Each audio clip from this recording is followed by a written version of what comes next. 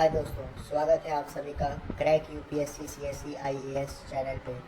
आज की डेट है 28 जून और ये आज के द हिंदू न्यूज़पेपर का आर्टिकल है जिसे हम डिस्कस करने वाले हैं। चलिए शुरू करते हैं। The pandemic imposes a steep learning curve, यानी ये महामारी एक सीखने की अवस्था को लागू करता है। चलिए देखते हैं क्या कहा गया है। दो online instructions will shape education in future, there is much to absorb in concept of COVID-19। यानी कि हालांकि ऑनलाइन इंस्ट्रक्शंस जो मिल रहे हैं वो एजुकेशन को शेप करने में काफ़ी हेल्प करेंगे फ्यूचर में, लेकिन कोविड-19 के कॉन्टेक्स्ट में भी हमें बहुत सारी चीज़ें सीखनी चाहिए। Across the world, education has been drastically affected by COVID-19 pandemic। पूरे विश्व में एजुकेशन जो है यानी शिक्षा जो है वो कोविड-19 पैंडेमिक के वजह से बहुत बुरी तरह से अफेक्ट हुई है। Most instruction has moved online across the country. School, colleges, universities and research establishments have been shut with no idea of when it will be possible to safely reopen. बहुत सारे इंस्टीट्यूशंस पूरे country में, जैसे school, colleges, universities establishment जितने भी हैं वो सब बंद पड़े हैं और बिना किसी आइडिया के कि वो कब खुलने वाले हैं।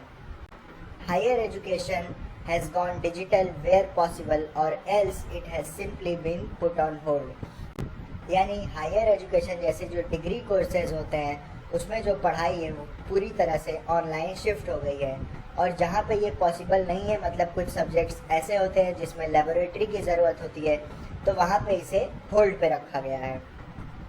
In the wake of pandemic, other countries have embraced online education with mixed enthusiasm। इस पैंडेमिक के समय में बाकी कंट्रीज भी ऑनलाइन एजुकेशन को बहुत ही मिक्स्ड enthusiasm के साथ बढ़ावा दे रही हैं, एम्ब्रेस कर रही हैं। Many universities in the United Kingdom and the United States have announced that the coming academic year will be held mainly online। तो बहुत सारी यूनिवर्सिटीज़ जो यूनाइटेड किंगडम यानी यूके में है और यूनाइटेड स्टेट्स यानी यूएसए में है, उन्होंने अनाउंस कर दिया है कि अगला एकेडमिक ईयर जो होगा वो मेनली ऑनलाइन होगा। At the same time, educationists and policymaker advise caution। Online education has not lived up to its potential। इसी समय जो एजुकेशनिस्ट हैं यानी जो पढ़ाने वाले हैं या एजुकेशन के फील्ड में हैं और जो पॉलिसी मेकर्स हैं एजुकेशन से रिलेटेड, उन्होंने कुछ कॉशंस बताए हैं। उन्होंने कहा है कि ऑनलाइन एजुकेशन अपने पूरे पोटेंशियल तक रीच नहीं कर पाया है। Given our diversity in institutions of higher education, private and government colleges and universities, research institutes, professional colleges, state and central universities and so on, the Indian education system has had a very heterogeneous response to the pandemic।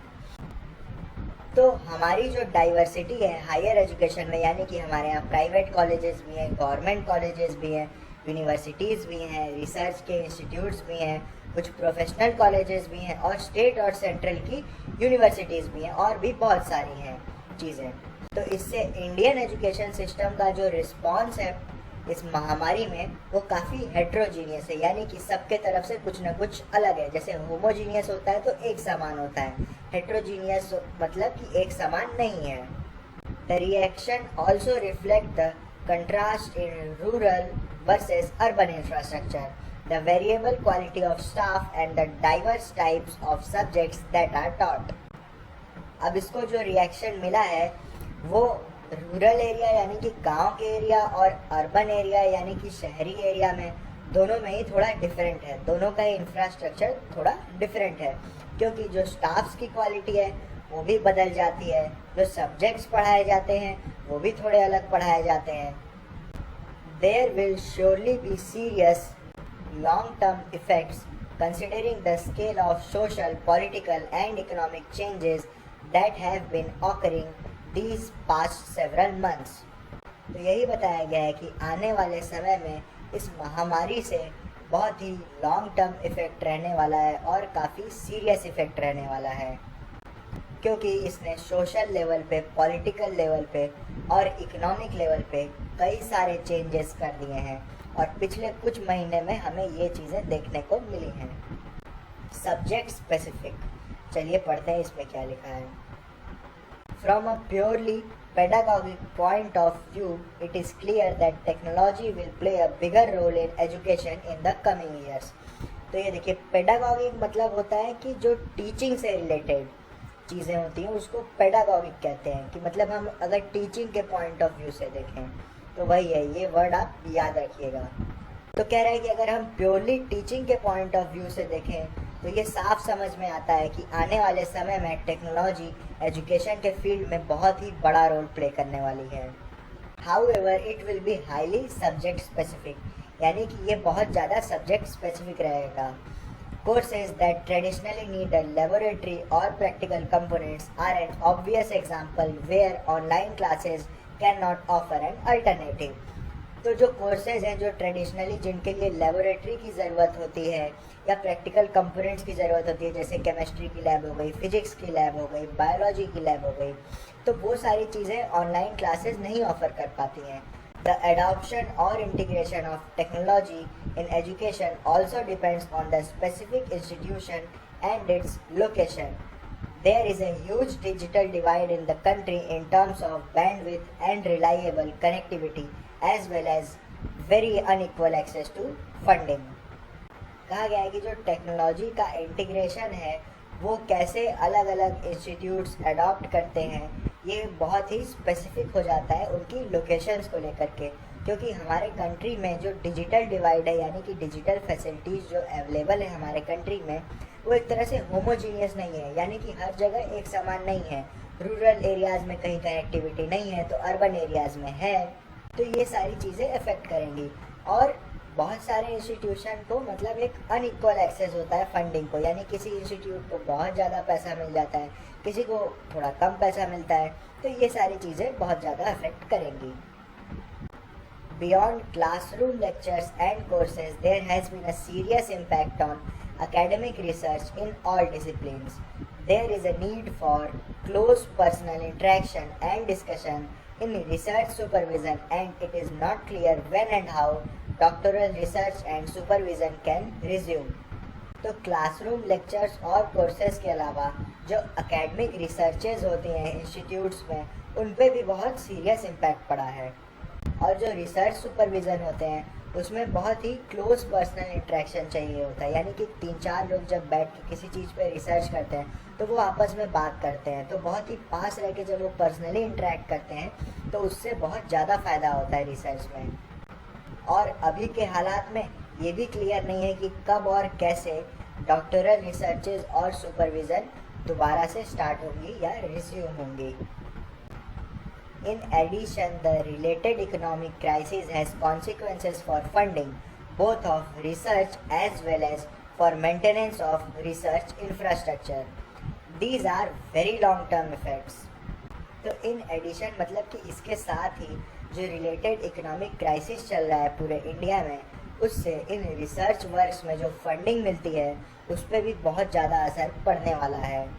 इनका infrastructure maintain करने में भी जो funding लगती है वो भी शायद कम मिले या ना मिले या जो भी हालात होंगे, तो इससे बहुत ही लॉन्ग टर्म इफेक्ट पड़ने वाला है रिसर्च वर्क्स पे।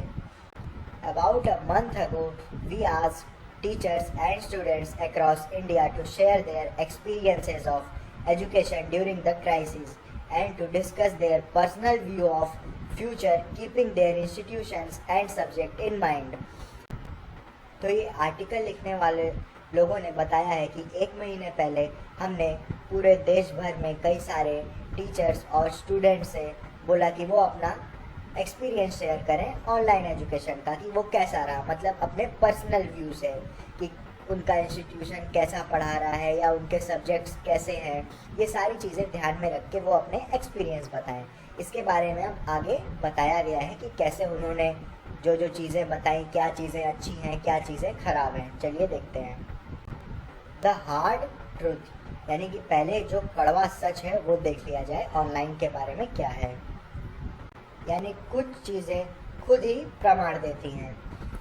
Not all students have equal access to the internet, and more than half in any class in any institution are simply not able to attend the lectures in real time for want of required combination of hardware and electrical connectivity in their homes. तो ये तो साफ है कि सारे students के पास equal access नहीं है इंटरनेट का, और आधे से ज़्यादा बच्चे किसी भी टाइम पे लेक्चर को अटेंड करने में एबल नहीं है, यानी कि समर्थ नहीं है। बहुत सारी दिक्कतें हैं, जैसे कि उनके पास प्रॉपर हार्डवेयर नहीं होगा, या हो सकता है उनके घर पे बिजली नहीं हो। This is more pronounced in rural areas and non metro cities and for lower income groups. ये दिक्कतें मोस्टली रूरल एरियाज़ यानी कि गांव जैसे इलाके में, या नॉन मेट्रो सिटीज़ यानी कि नॉर्मल जो सिटीज़ है उतनी डेवलप नहीं है, या मेट्रो सिटीज़ नहीं है, या जो लोअर इनकम ग्रुप है हमारे कंट्री में, क्योंकि उनके पास हो सकता है स्मार्टफोन ना हो, लैपटॉप ना हो, या अगर दोनों हो तो इंटरनेट कनेक्शन उतना अच्छा ना हो। तो ये सारी दिक्कतें हैं। इसके आगे का हम नेक्स्ट वीडियो में पढ़ेंगे। तब तक के लिए धन्यवाद दोस्तों। अगर आपको ये वीडियो पसंद आई है तो अपने दोस्तों के साथ इसे शेयर करें, सब्सक्राइब करें हमारे चैनल को और प्रेस करें बेल आइकन को। हमारे चैनल पे द हिंदू एडिटोरियल की पूरी प्लेलिस्ट है। 7 आवर लक्ष्मीकांत की भी प्लेलिस्ट हम लोग बना रहे हैं। कुछ वीडियोज़ वहाँ पे डल गई हैं, आप उन्हें जाके वहाँ पे ज़रूर चेक करें। हमारा इंस्टाग्राम पेज भी है क्रैक UPSC CSE IAS_2022 के नाम से, लिंक डिस्क्रिप्शन में दिया हुआ है, आप हमें वहाँ पे भी जाके फॉलो कर सकते हैं। तब तक के लिए बने रहें इस चैनल के साथ। बहुत बहुत धन्यवाद।